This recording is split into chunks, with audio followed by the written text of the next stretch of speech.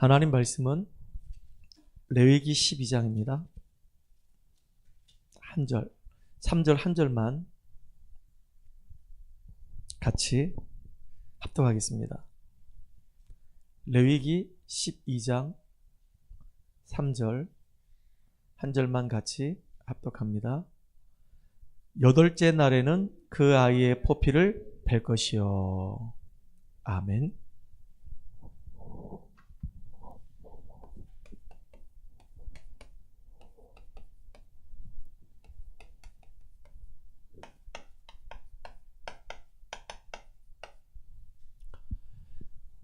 레위기 12장 1절부터 8절까지 계속 지금 묵상하는데요. 제일 많이 와닿는 그 말씀이 바로 어디였냐면 3절이었습니다. 아이를 낳은 그 여인이 부정하기 때문에 7일 동안은 성소도 가지 말고 성소 안에 있는 물건도 만지지 말라고 그랬습니다. 그리고 8일째가 되면, 특별히 아들을 낳았을 때 8일째가 되면 그 아들의 그 생식기에 그 포피를 잘라내가지고 하나님 앞에 할례를 하라고 얘기했어요. 지금으로 얘기하면은 포경수술이죠. 어린 그 핏덩이를 데리고 가서 어린 시절에 포경수술 하라 그 얘기입니다. 그거 지금 누구한테 얘기하는 거냐면 어머니한테 얘기하는 거예요. 그 아버지한테 얘기하는 겁니다. 그 부모한테 얘기하는 거예요. 왜 그 얘기를 했냐 이거예요. 이스라엘 민족들이 광야길 가는 동안에 구원받은 백성들 아닙니까? 하나님의 인도를 받는 백성들 아닙니까? 하나님이 그들과 함께 하잖아요. 만나와 메추라기도 주셨고 불기둥과 구름기둥으로 그들을 지금 인도에 가신단 말이에요. 그걸 날마다 체험하고 있단 말이에요. 아침만 딱 되면은 만나가 지금 떨어지는 게 보인단 말이에요. 메추라기가 내려와 있는 게 보인단 말이에요. 그걸 가서 이제 주워 가져와서 하루하루 삶을 살아가는 겁니다. 하나님의 은혜가 없으면 도저히 살 수가 없는데 하나님의 은혜로 지금 살아간단 말이에요. 먹을 물이 없을 때는 반석을 쪼개가지고 물을 주셨단 말이에요. 하나님의 이 능력을 체험하고 있단 말이에요. 그럼에도 불구하고 이스라엘 민족들이 문제가 생기니까 하나님을 향해서 불신하고 원망하고 불평했단 말이에요. 그 말은 무슨 말이냐면 애굽에 있으면서 거기서 형성된 그 체질이 안 바뀐다는 거예요. 구원받아 놓고도, 하나님의 은혜 속에 들어와 놓고도, 그 경험을 해놓고도 문제만 생기면 금방 애국으로 싹 돌아간다는 얘기입니다. 그래서 하나님이 이스라엘 백성들에게 소망을 심어주는 거예요. 그 후대만큼은 애국으로 돌아가지 않도록, 그 후대만큼은 불신앙 속에 빠지지 않도록 아예 그냥 그 몸에 흔적을 남겨가지고 영원히 잊지 않도록, 피의 언약을 잊지 않도록. 여러분, 생식기에 그 껍데기를 잘라면 어떻게 됐습니까? 지금 같은 경우에는요, 마취를 한단 말이에요.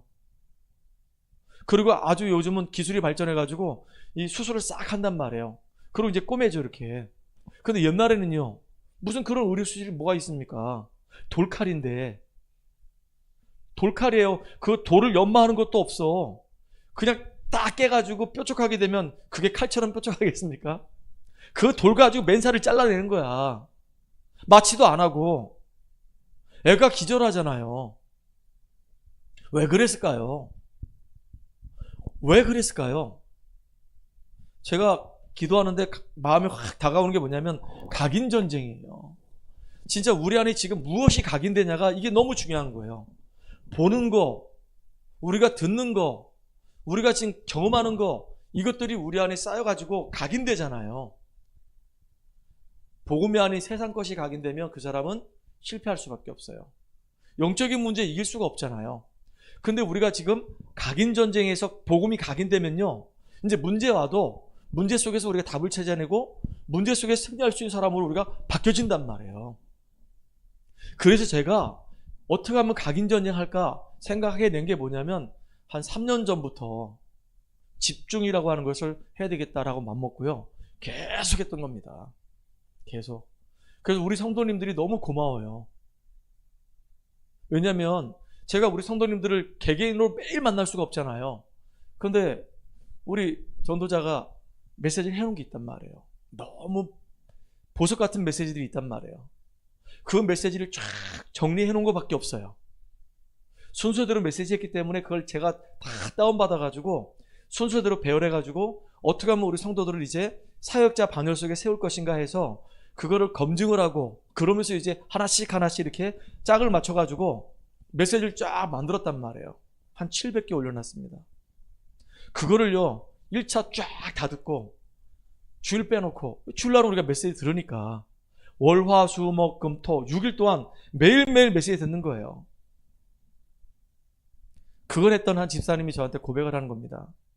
메시지 계속 했던 시간 속에서 당신이 은혜 받았던 거하고 메시지를 이제 안 들을 때하고 당신 영적 상태가 확 달라진다는 거예요. 이게 다르죠. 내가 계속 말씀을 듣는 가운데 그 말씀이 나한테 편집되고 그 말씀이 자꾸 정리되어지고 그 말씀이 정말로 내 것으로 자꾸 이렇게 들어오게 되면 그 말씀 속에서 내 인생의 미래가 이제 보이신단 말이에요. 그럼 이제 설계가 되는 거죠. 그럼 이제 그거 놓고 기도할 거 아니겠습니까? 그럼 이제 시간표가 되면 하나씩 하나씩 나에게 응답으로 와요. 그것도 빨리 응답도 안 와. 제가요 교회 개척을 해가지고 지금 10년째가 됐거든요. 제가 설계가 왜 없겠습니까? 목회 비전이 왜 없겠어요? 목회 철학이 왜 없겠어요? 다락방만 해도 내가 30년을 했는데 나는 다락방 목회하고 싶어서 다락방 속에 있는 건데, 그러니까 현장에서 정말로 다락방 제도를 하면서 전도운동 되는 거 보면서 우리 중요한 랩런트와 우리 성도들이 세워지는 걸 봐야 될 거 아니겠습니까? 근데 진짜 10년 동안 이 응답이 안 되는 겁니다. 진짜로. 근데 요즘 조금씩 아주 늦지만은 서서히 지금 응답이 되어져 가고 있단 말이에요. 그래서 제가 서두르지 않으려고요. 계속 기도하면서 인도받으려고요. 그래서 제가 기도하면서 우리 성도들 어떻게 하면 정말로 은혜 속에 집어넣을까? 어떻게 하면 복음이 각인되도록 할까? 생각하는 게 바로 뭐냐면 집중이었단 말이에요. 근데 이제 2차 집중 속에서 지금 이제 여러 명이 이제 참석을 해서 꾸준히 지금 진행되고 있어요. 저는 되게 하나님께 감사해요. 그거 못하도록 방해하는 게 누구냐? 하나님의 말씀으로 특별히 복음으로 각인되지 못하도록 방해하는 그 존재가 이게 사탄입니다.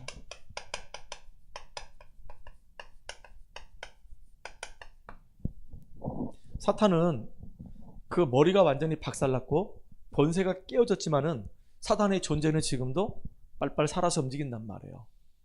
사탄의 주 목적이 있어요. 여러분 잘 알죠? 사탄의 4가지 목적이 있단 말이에요. 마귀 새끼가 원하는 게 있어요. 불신자들에게 절대로 예수 믿지 말라는 겁니다. 그냥 멸망 상태로 그냥 그대로 살라 그 얘기예요. 그 말은 무슨 말이냐? 구원받지 말라 그 얘기예요. 마귀가 원하는 겁니다. 구원받지 말아라. 다른 거에 다 빠져 있어라. 우상에 빠져 있고 돈에 빠져 있고 명예에 빠져 있고 권력에 빠져 있고 성공에 빠져가지고 절대로 예수 믿고 구원받지 말아라. 이게 마귀의 전략이에요. 지금도 마귀는 끊임없이 불신자들 마음과 생각 속에 계속 역사한단 말이에요. 특별히 이 마귀가 하는 게 뭐냐면 교회 가지 말아라. 그냥 교회가 아닙니다. 아무 교회나 다 가도 되는데 복음을 원색적으로 전하는 다락방하는 교회 가지 마라. 이 마귀가 하는 전략이에요. 다락방하는 교회 갔다가는 진짜 완전히 복음이 각인되거든요. 그러니까 얼마나 싫어하겠습니까? 그런데다가 이제 진짜 교회 가서 예배를 드린다 하더라도 은혜는 받지 말아라. 말씀에 정말로 집중하지 말아라. 자꾸 다른 생각을 해라. 이게 마귀의 전략이에요. 우리가 은혜 받으면 힘을 얻고 영적 문제 치유받잖아요. 기도 제목이 보이잖아요. 나를 통해서 하나님이 하시려고 하는 인생의 이유가 보이잖아요. 그러니까 은혜 절대로 못 받게 만드는 거예요. 그냥 그 영적인 문제 속에 그냥 빠져가지고 그냥 그대로 그냥 구원만 받으라는 겁니다. 더군다나 마귀는요, 전도하지 말아라 이거예요.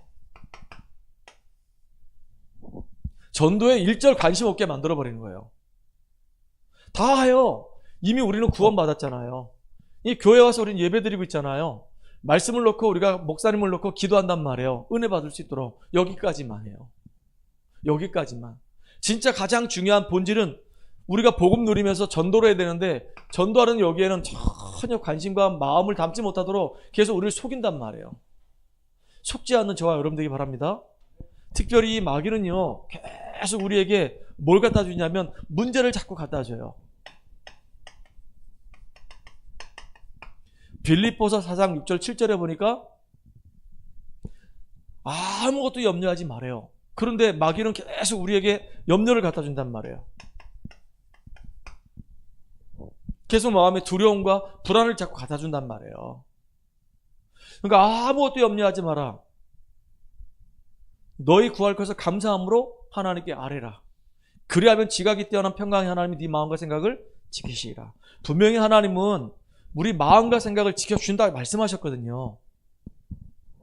모든 것을 다 주님께 맡기라고 얘기했거든요. 그런데 자꾸 염려에 빠지게 만든단 말이에요. 걱정에 빠지게 만들고 불안에 빠지게 만들어요. 특별히 보세요.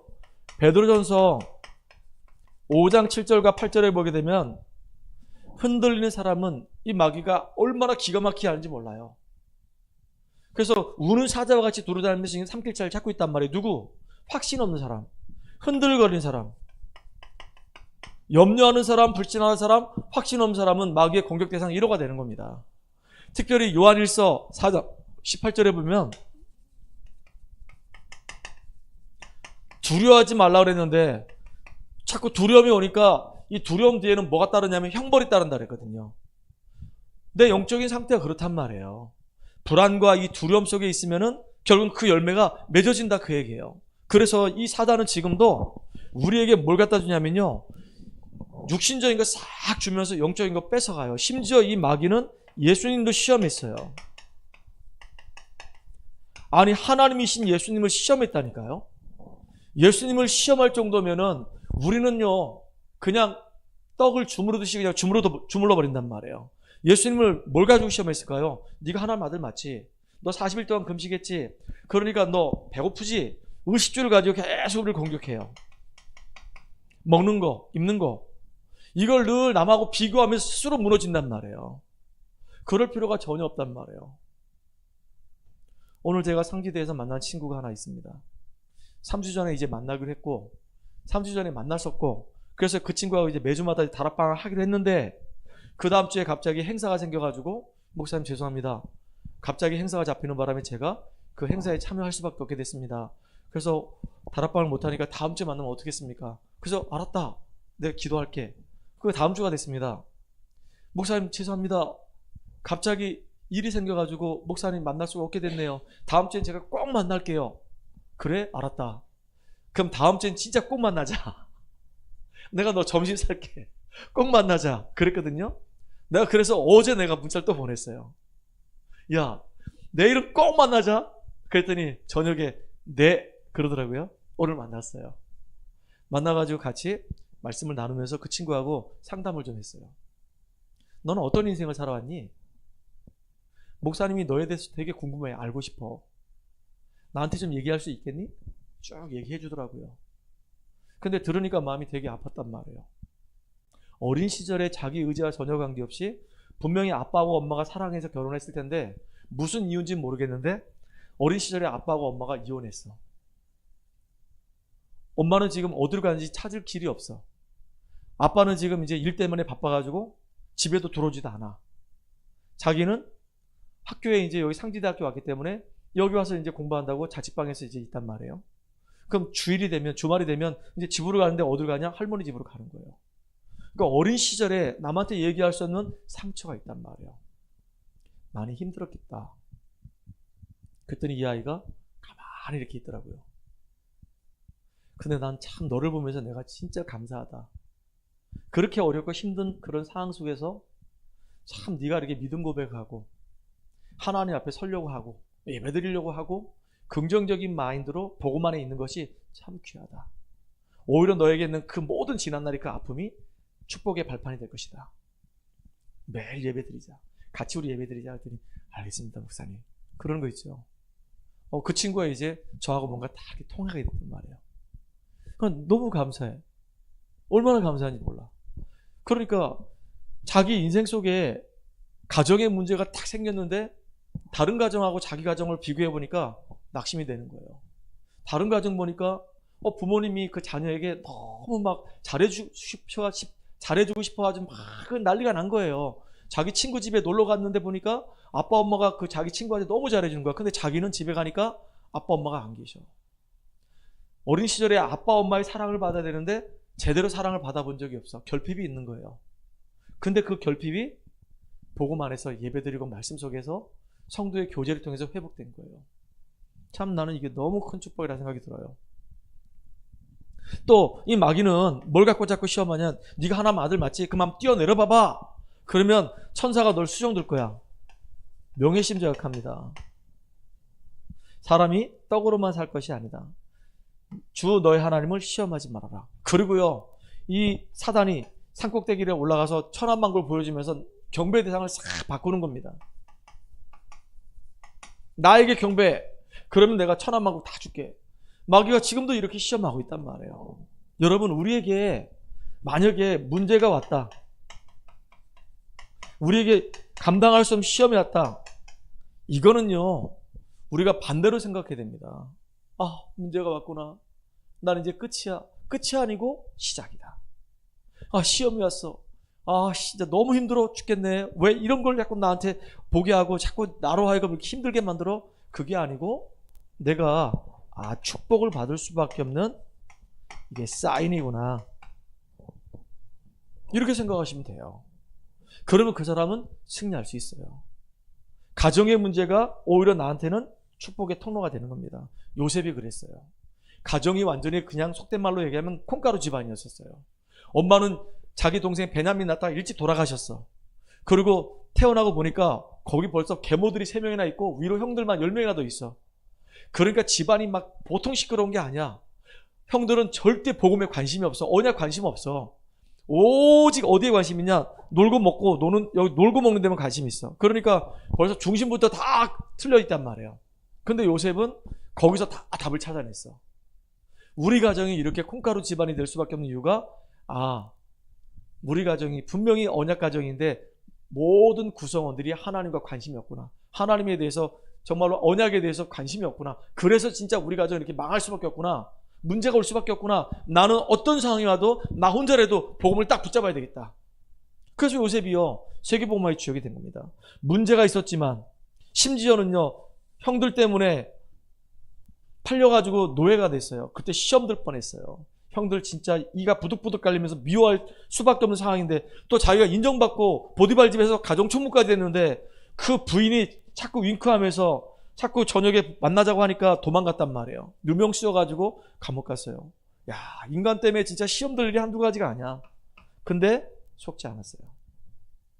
우리가 속을 수 있는 환경들이 얼마나 많은지 몰라요. 근데 안 속아요.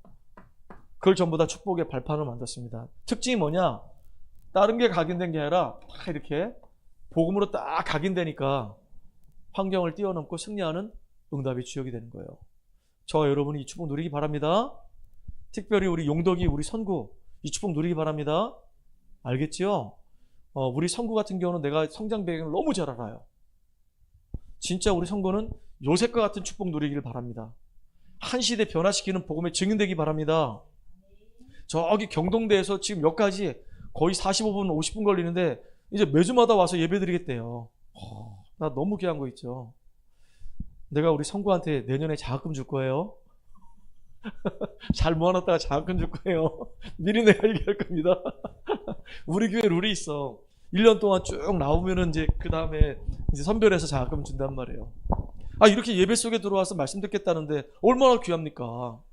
우리 렘넌트 헌금 하는데 그거 갖고 뭐 하겠어요? 렘넌트를 위해서 우리가 써야지.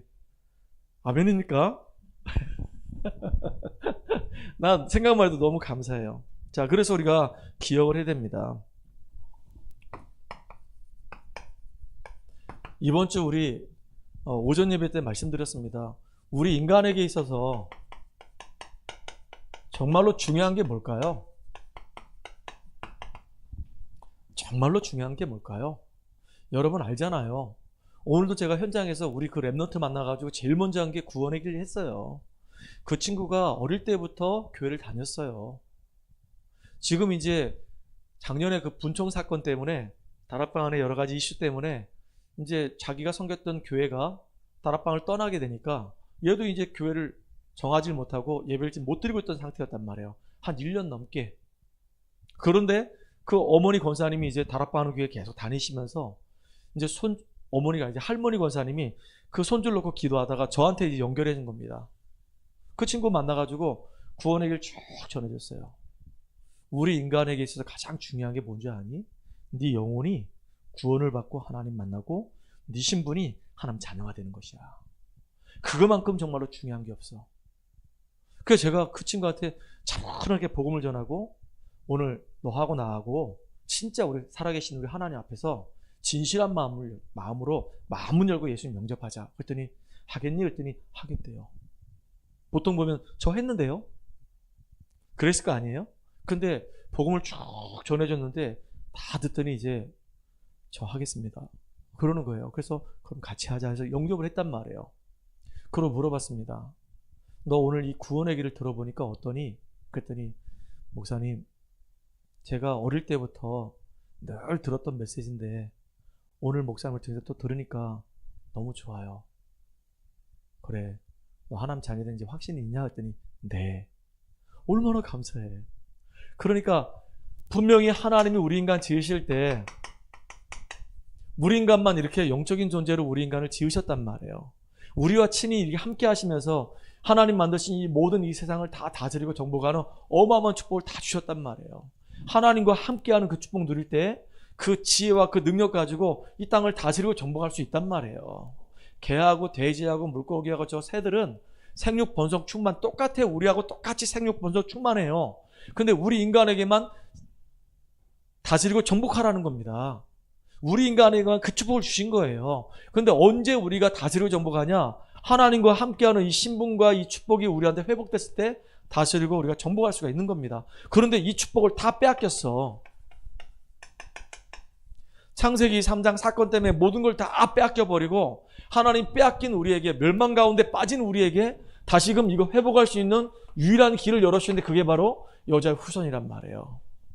이 언약을 놓쳐버리고 완전히 애굽의 노예가 됐을 때 그 노예에서 빠져나오는 그 비밀이 바로 희생제사란 말이에요. 다른 길이 있으면 좋겠는데 다른 길이 없어요. 6월절 어린 양의 피 바르고 이스라엘 전 백성이 애굽에서 출애굽하는 놀라운 기적의 역사가 일어났단 말이에요. 이스라엘 민족이 또 이 언약 놓치고 저 바벨론에 포로 잡혀갔을 때 보라 처녀가 잉태하여 아들을 낳을 것인데 그 이름을 임마누엘이라 하리라. 이게요, 포로에서 해방되는 비밀이었단 말이에요. 이게 사는 길입니다. 근데 구약은 그림자잖아요. 창세 3장 15절은 진짜 사단의 권세를 깨뜨리신 왕을 상징하는 것이고, 출애굽기 3장 18절은 우리의 모든 죄를 대속하신 제사장을 얘기하는 것이고, 이사야 7장 14절은 하나님을 떠나서 우리가 방황할 수밖에 없는데 하나님 만나는 임마누엘의 길을 열어주신 선지자 얘기하는 거란 말이에요. 그런데 이 모든 왕 제사장 선지자를 완성한 게 바로 마태복음 16장 16절이란 말이에요. 이 진짜 예수가 그리스도라는 사실을 알고 정말로 예수님은 나의 구주구나, 나를 위해 죽으셨구나, 나에게 하나님 만나도록 하기 위해서 인간의 몸으로 오셨구나, 그분은 죽은 지 3일 만에 부활하셨구나, 지금 성령으로 역사하시는데 지금 내 안에 들어오시길 원하시는구나, 마음의 문을 열고 예수님 영접할 때 구원의 역사가 일어나는 거란 말이에요. 그러니까 인간에게 가장 중요한 건 뭐냐면 구원이에요. 하나님의 원래 이 신분과 이 형상을 회복하는 거란 말이에요. 이 축복이 정말로 날마다 저와 여러분에게 회복되어져서 누림이 되어지기를 주의 이름으로 축복합니다. 근본 치유라고 얘기해요. 이걸 보고 근본 치유가 돼야 될 거 아니겠어요? 하나님을 떠난 우리에게 하나님 만나게 되고 죄와 저주에서 우리가 해방되게 되고 사단의 권세에서 완전히 빠져나와서 신분이 이제 하나님 자녀가 되는 겁니다. 그러면 이제 구원받은 우리는요, 이 땅을 사는 동안에 세절기 축복 누리면 돼요. 구원하신 주님이 지금 우리와 함께 하시잖아요. 세계복음화라고 하는, 이 민족복음화라고 하는, 이 강원복음화라고 하는, 이 원주복음화라고 하는 이 하나님의 놀라운 계획 속에 우리를 인도해 가신단 말이에요. 그러니까 우리의 이 배경은 천국 배경을 가지고 우리가 이 땅을 살아가는 거예요. 이 땅에서 내가 살고는 있지만 우리의 신분은 천국 시민권을 가지고 우리가 살아가는 거란 말이에요. 이게 6월절, 오순절, 수장절이에요. 이거 얼마나 감사합니까? 우리가 진짜 구원받았는데 사도 바울은 그런 고백합니다. 내가 지금 구원받고 나니까 나는 지금 빨리 나 천국 가고 싶다. 내가 몸에 질병이 있어가지고 내가 하나님 앞에 간절하게 내가 3번을 기도했는데 병이 낫질 않았다. 그런데 하나님이 내게 말씀을 주시는데 뭐라 말씀하셨냐? 네가 받은 은혜가 너무 크기 때문에 네 몸에 가시를 뒀다고 얘기하셨다. 나는 삼층천을 갔다 왔다 그랬어요. 삼층천. 신약에 보니까 삼층천이래. 하늘이 몇 개 있다는 얘기니, 성구야? 3개. 진짜 하늘이 3개 있을까? 용도가 하늘이 정말로 3개 있을까? 우리 주기도문에 보게 되면 하늘에 계신 우리 아버지 할 때 그 하늘이요, 그 헬라어로 보게 되면 복수를 써놨어. 하늘들에 계신 우리 아버지요. 이렇게 돼 있단 말이야. 무슨 하늘이면 하늘이지 무슨 하늘들이야. 하늘들이라고 그런단 말이에요. 3층 천이에요. 이게 새들이 이렇게 날아다니고 있는 공중이 바로 하늘입니다. 공중에 나는 새를 바라봐라.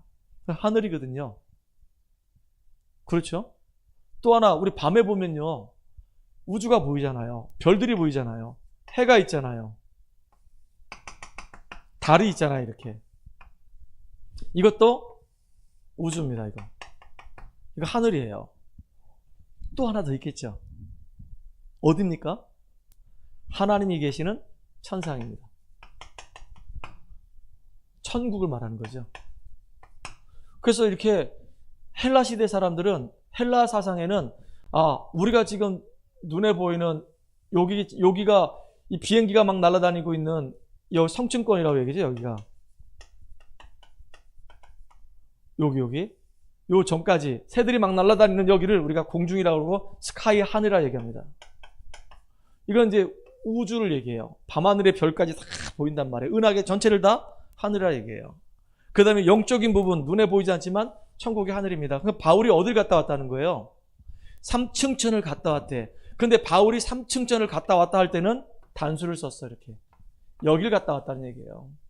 근데 하나님은 전지전능하시기 때문에 여기도 계시고 여기도 계시고 여기도 계시는 거예요. 모든 곳에 다 계셔요. 그래서 하늘들 위에 계신 하나님이라고 얘기하는 거예요. 모든 곳에 계신 하나님. 근데 우리는 이 천국 보좌가 우리의 배경이 돼가지고 이제는 세계복음하는 그 일 속에 지금 우리를 인도해 가시고 우리와 함께 하신단 말이에요. 너희는 가서 모든 족속으로 제자 삼으라. 세상 끝날까지 내가 너희와 항상 함께 하겠다 약속하셨거든요. 이게 어마어마한 축복이에요. 우리가 얼마나 큰 축복 받았는지 우리가 알아야 되는 겁니다. 그래서 우리는 지금도 언약궤를 따라가는 거예요. 말씀을 따라가는 겁니다. 언약궤 따라갈 때 결국은 승리하는 거예요. 그래서 우리 인생이 언약궤를 따라가야 되기 때문에 하나님은 광야길 가고 있는 이스라엘 백성들에게 성막을 주셔가지고 하나님 앞에 예배를 드리게 하셨단 말이에요. 예배가 얼마나 큰 축복인지 알아야 되는 겁니다. 중요한 게 뭐냐? 우리가 구원받는 거예요. 중요한 게 뭐냐? 내가 누군지 아는 거예요. 나의 정체성. 내가 하나님 앞에 정말로 온전하게 예배드리고 말씀의 은혜 받으며 말씀 따라가는 인생이 돼야 된다 그 얘기예요. 그래야지만 우리 인생은 성공하는 인생이 될 수 있어요. 여러분들이 정말로 이 축복을 누리시기를 주의 이름으로 축복합니다.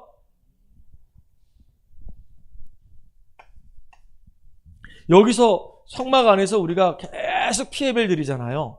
그래서 지난번에도 얘기했습니다. 예배는 두 종류가 있다고 했어요. 제사. 짐승을 잡고요. 곡식을 드린단 말이에요. 짐승을 잡아서 하나님 앞에 피를 드립니다. 이거는 곡식은 고운 가루를 만들어요. 이거는 진짜 우리가 하나님 만나는 피의 언약이에요. 이 고운 가루는 우리가 하나님께 드리는 감사 예물이에요. 그래서 저는 초창기 때는 신앙생활 하면서 이 헌금관이 올바르게 형성이 안 돼가지고요. 잘 몰랐죠. 근데 이제 속초에서 제가 신앙생활 할 때 그때 부목사로 있을 때인데 우리 사모님이 저한테 와서 그 얘기하는 거예요. 목사님, 제가 아무리 기도하고 기도해도 이게 맞는 것 같아요. 목사님 생각은 어떠세요? 라고 저한테 물어봤단 말이에요. 무슨 말씀인데요? 주일날 우리가 예배 드릴 때 하나님 앞에 주일 헌금하는 게 맞잖아요.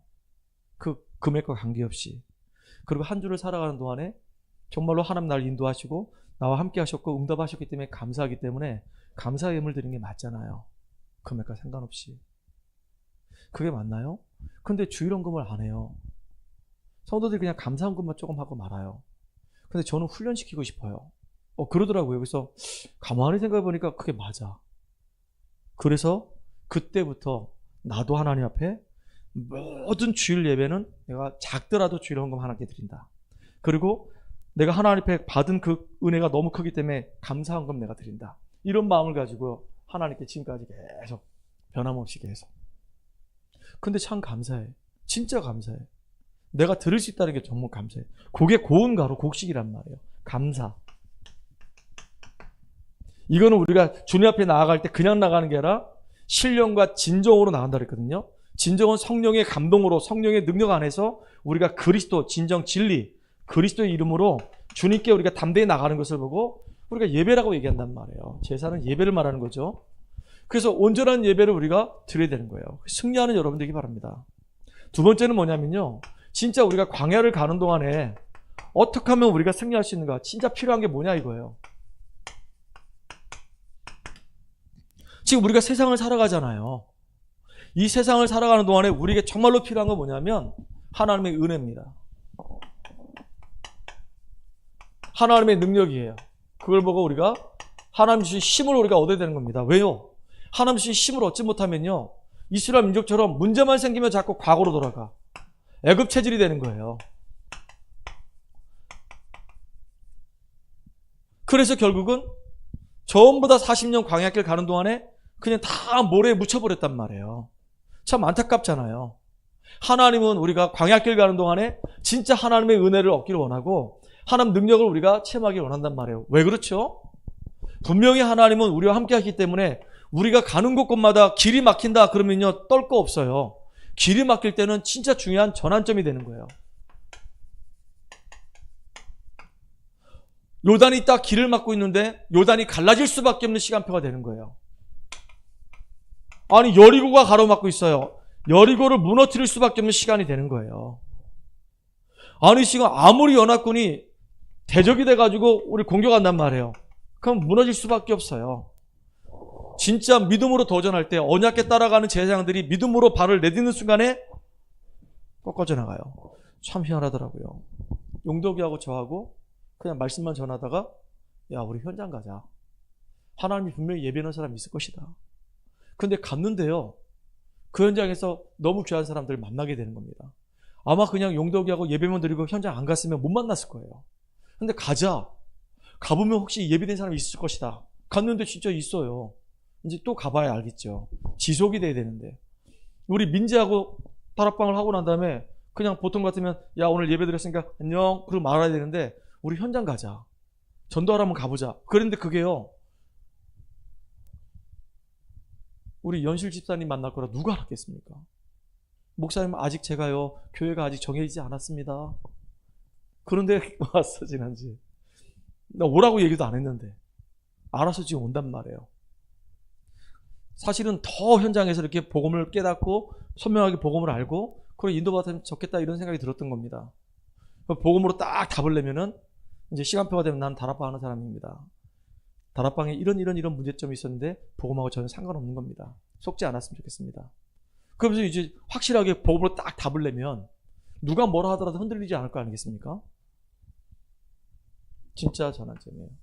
우리로 얘기하면요, 우리 광야길 가는 동안에 하나님 주신 진짜 필요한 힘을 얻어야지만이 내가 있는 현장을 살릴 수 있어요. 내가 사는 지역을 살릴 수 있습니다. 거기에서 우리는 중요한 제자들을 세울 수 있는 거예요. 정말로 광야길 가는 동안에 나는 내 인생에 가장 의미를 두는 게 바로 뭐냐면 제자 세우는 거예요. 제자. 정말로 하나님이 기뻐하신 제자가 세워지게 해주세요. 현장에서 함께 생을 걸고 복음 운동할 수 있는 제자들이 세워지게 해주세요. 그래서 무조건 막 제자 이건 아니거든요. 우리 교회 성도들은 다 제자라. 아닙니까? 성교회 아니냐? 아니야? 아닌 게 아닌 거야? 우린 다 제자입니다. 시간표가 있어. 하나님이 분명히 문 열어주실 거예요. 그리고 우리를 쓰실 수밖에 없도록 인도에 가실 거란 말이에요. 저는 그거 놓고 기도합니다. 여러분, 광야길에서 진짜 응답받고 은혜 받는 저와 여러분 되기 바랍니다. 특별히 아브라함 같은 경우는요, 많은 문제 속에 있었지만은 하나님 앞에 단을 쌓기 시작하면서 모든 것이 다 달라졌어요. 늘 염려하는, 늘 불신앙하는, 늘 대책 세우고 인본주의 썼던 이 아브라함이 이제 자기 조카 롯을 떠나보내면서 하나님 앞에 단을 쌓기 시작했는데 동서남북을 바라봐라. 종과 행으로 다녀봐라. 네가 보고 받는 모든 땅을 너와 네 후손에게 줄 것이다. 진짜 가병 318명을 하나님이 허락하셨고 조카 롯을 건져내는 그 응답을 누렸단 말이에요. 참 어마어마한 축복 받았죠. 요셉 같은 경우 보세요. 어느 현장에 있더라도 시험 들거나 문제 삼지 않고 거기서 단을 쌓고 예배드리면서 여호와 하나님과 함께하는 축복 누렸단 말이에요. 그러니까 보디발 집이 복을 받고 감옥도 복을 받고 나중에 애국까지 복을 받는 일이 벌어진 거예요. 심지어 모세도 보세요. 미디안에서 정말로 얼마나 많은 시간을 방황했습니까? 그런데 나이 80이 돼서 하나님의 부름받고 자기 인생의 이유가 분명해진 거예요. 아, 내가 지금 나이가 80이지만 아무 배경 없고 지팡이 하나밖에 없지만은 여호와 하나님이 나와 함께 하신다고 한다면 이렇게 나이가 많은 나를 통해서도 하나님의 영광이 드러날 것이다. 애굽에서 이스라엘 백성을 건져내서 저 가나안 땅으로 그들을 인도해가는 그 일에 나는 내 평생을 쓰임받을 것이다. 40년 동안 쓰임받았어요. 너무 멋있잖아요. 광야에서 진짜 뭐가 필요하냐? 은혜 받고 힘을 얻는 것이 너무 필요한 겁니다. 저 여러분이 진짜 은혜 받고 힘을 얻는 축복의 증인 되기 바랍니다. 이거로 끝나면 안 되죠. 우리 후대들이 있어요. 너무 소중한 우리 후대들이 있습니다. 이 후대들에게 정말로 필요한 게 뭘까요? 나는 아예 우리 딸들한테 얘기했습니다. 제가 교사로 있다가 이제 교사를 이제 다 그만두고 이제 목회를 하게 됐잖아요. 목회를 하다 보니까 여러 가지가 되게 힘들고 어려웠단 말이에요. 그런데 뭐 지금까지 쭉 2002년도부터 이제 목회를 시작했으니까 지금까지 거의 한 20년 넘게 목회했잖아요. 굉장히 막 경제적으로 어렵고 되게 힘들었단 말이에요. 우리 막내를 우리 집사람이 날 때쯤 됐을 때는 먹을 게 없었어요. 거의 보름을 라면만 먹었어요. 나중에 진짜 라면 냄새 맡는 것도 싫더라고. 라면 끓일 때 나는 그 라면 특유의 냄새가 있거든요. 그 냄새 맡으면 막 토할 것 같았었어. 근데 먹을 게 없으니까 그거라도 먹어야 되는 거야. 그래서 그거 먹고 우리 집사람 아이를 낳는데, 우리 미애를 낳는데 아토피가 얼마나 심했는지요. 야, 그게 영향이 가더라고요. 그리고 제가 부교육자로 가서 생활했어요. 그리고 이제 여러 가지 경제적인 어려움에서 벗어나서 생활했는데 그래도요 여러 가지 힘든 거예요. 근데 내가 우리 딸들한테 얘기했습니다. 우리 딸들한테 아빠는 목회를 하기 때문에 사과가 아니기 때문에 너희들한테 내가 물려줄 수 있는 재산이 아무것도 없다. 아무도 없고 내가 너희들에게 해줄 수 있는 것은 언약 전달해 주는 거, 복음이 확실한 사람 만드는 거, 그리고 너희들이 하나님이 기뻐하신 전도자 되어서서 현장에서 정말 응답받는 축복의 사람 될 수 있도록 도와주는 것이다. 그래서 제가요 우리 딸들한테 계속 심어준 게 있어요. 언약 심어준 것밖에 없어요. 근데 진짜 너무 고맙죠. 우리 미연이가 공부한다고 할 때 저는 능력이 안 되니까 우리 큰딸이 도와주고, 또 미애가 지금 또 필리핀에 있으니까 큰딸이 도와주고 미연이가 알바해서 도와주고. 나중에 내가 미애한테 그랬어요. 야, 미애야, 네가 지금 성공하면 나중에 너는 언니 아이들을 네가 도와줘라. 그래가지고 너의 삼자매는 끈끈하게 보고만 해서 이렇게 멋있게 성장해라. 그랬어요. 진짜 아이들한테 정말로 뭘 전해줘야 되냐? 다른 거 아닙니다. 우리는 진짜 우리 후대들에게 복음 심어줘야 돼요. 언약이 정말로 제대로 딱 박히도록 만들어야 되는 겁니다. 그래서 하나님이 낳은 지 8일 만에 뭐 하라고 했냐? 할례를 하라고 그랬습니다. 이 할례는 피 언약이에요. 피 언약을 딱 심어주는 겁니다. 그리고 우리 인생이 늘 정결케 되도록, 이 복음의 위력이 나타나도록 하는 것이 정결한 삶 아닙니까? 그래서 진짜 내가 복음 가지고 있고 성령인도 받는다고 한다면 하나님이 나를 정결케 하신단 말이에요. 깨끗게 하십니다. 진짜 이렇게 깨끗한 신앙이 되어야 될 거 아니겠어요? 멋있는 우리 후대들이 정말로 언약의 바톤을 제대로 이어가고 복음 안에서 멋있는 사람 되도록 만들어주는 겁니다. 그리고 가문에서부터 내려오는 또 개인이 성장하면서 형성된 영적 문제가 있어요. 이거요 금방 이거 안 치유됩니다. 이거 영적 문제 있거든요. 잘못된 체질도 있고 잘못된 습관도 있습니다. 그래서 우리가 뭘 해야 되냐? 우리 후대들에게 딱 한 가지, 완전히 정말로 그리스도로 충만할 수 있도록. 제가 다락방에서 계속 구원의 길을 하는 이유가 있어요. 현장에서 제가 확인한 겁니다. 대학 사역을 하다 보니까 타 지역에서 다락방 하나 애들이 이제 우리 지역으로 온단 말이에요. 연대로 오기도 하고 상지대 오기도 하고 경동대 오기도 합니다. 신앙생활 나름대로 다 어릴 때부터 했어요. 근데 어릴 때 할 때 유치원 때 뭐 초등부 때 막 앞에서 뭐 복음 소식도 하고 막 구원의 길도 하고 뭐 여러 가지 다 했을 거란 말이에요. 대초에 하나님께서 천지를 창조하셨습니다. 이 복음 소식 시작할 때 그렇게 하거든요. 그거 가지고 막 16분짜리도 막 달달달 외워가지고 막 했단 말이에요. 근데 그때 다 외웠던 거지 내 것이 된 게 아니란 말이에요. 제가 점검을 딱 해보니까 애들이 못해. 우리 주일 오후 예배 때 한 명씩 나오라고 해서 지금 3명째 하고 있거든요. 그거 다 영상 찍어서 다 올렸단 말이에요. 근데 한번 가서 보세요. 우리 아이들이 심지어 우리 딸 미연이까지도 정확하게 내 것으로 만들지 못했단 말이에요. 그래서 좀 아쉬워요. 그래서 아쉽더라도 잘하고 있어요. 왜냐? 첫 술부터 배부를 수는 없잖아. 그렇게 하면서 내 것으로 만들어서 이제 현장에서 진짜 응답받도록 만들어주려고 하는 거예요. 나중에 우리 성구한테도 얘기했어요. 성구야, 너 한 20번 듣고 나면 너도 할 수 있어? 너도 해야 돼? 했더니 네. 단답형으로 네. 성구도 시킬 겁니다. 이제 다음 주에 우리 부활주일 때 오후 예배 때는 전은용 사모 나와서 합니다. 예외가 없습니다. 다 시킬 겁니다. 자기 시키지 말라고 했는데 시키지 않는 게 어딨어. 다 해야지. 우리가 현장에서 전도할 때 뭘 갖고 할 건데 얼마나 이게 중요한 시간인데요. 근데 고맙게도 이제 목사님 말씀에 순종하겠습니다. 그랬더니 이제 칼을 갈더라고.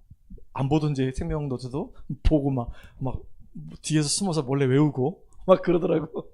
창피를 안 당하려고. 나중에 우리 이제 권사님도 시킬 겁니다. 여차하면 오후 예배 때는 권사님 바쁘시면 못 오면 이제 수요일이라도 나오시라고 해가지고 불현듯 갑자기 확 시켜버릴 수도 있어요. 시험 들지 않기를. 근데 네가 하는 게 자꾸 좋은 거예요. 계속 해봐야 돼. 우리 아이가 그런 얘기 하더라고. 대학 아이가 목사님 제가 지금까지 참 희한한 일이 벌어졌는데요. 목사님 앞에서 내가 다이렉트로 구원의 길 해본 게 처음입니다. 목사님한테 이렇게 구원의 길 할 정도면 이제 누구 앞에서도 더 할 수 있을 것 같아요. 그러더라고. 우리 지연이가 그랬어요. 상지대학교 지연이가. 처음에 나한테 구원의 길 하라 했더니 얼마나 막 땀 삘삘 흘려가면서 막 힘들어하든지 막. 근데 구원의 길 딱 한 번 하고 나니까 그 다음 주부터는 막 이제 청산유수라 막 목사고 뭐가 없어. 앞에서 구원의 길 쫙 해나가요. 그래서 참 그래 감사하다. 우리 이렇게 바뀌어서 갑시다. 아멘이에요. 자, 그래서 이제 결론인데요. 결론은 뭐냐? 우리가 본질 놓치지 말자 그 얘기예요.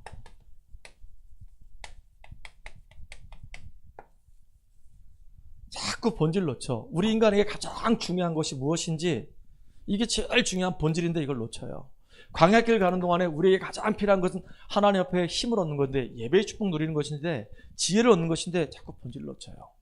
우리 후대들에게 언약 전달해서 이 아이들이 정말로 미래 주역으로 딱 세워야 되는데 본질 놓친단 말이에요. 그래서 나는 우리 지금 교회 우리 소중한 랩런트들 너무 소중해. 이 아이들이 진짜 딱 한 사람 한 사람이 이제 견고하게 딱 세워지면 얼마나 감사한지 몰라요. 그래서 우리는 오직 예수입니다. 오직 예수. 왜? 각인돼야 되니까. 그리고 오직 예수가 되는 우리는 내가 있는 현장에 오직 하나님 나라입니다. 하나님 나라가 이 땅에 임할 수 있도록, 하나님 나라 임하는 그 일에 내가 쓰임 받을 수 있도록. 그래서 하나님 나에게 오직 성령 충만 주세요.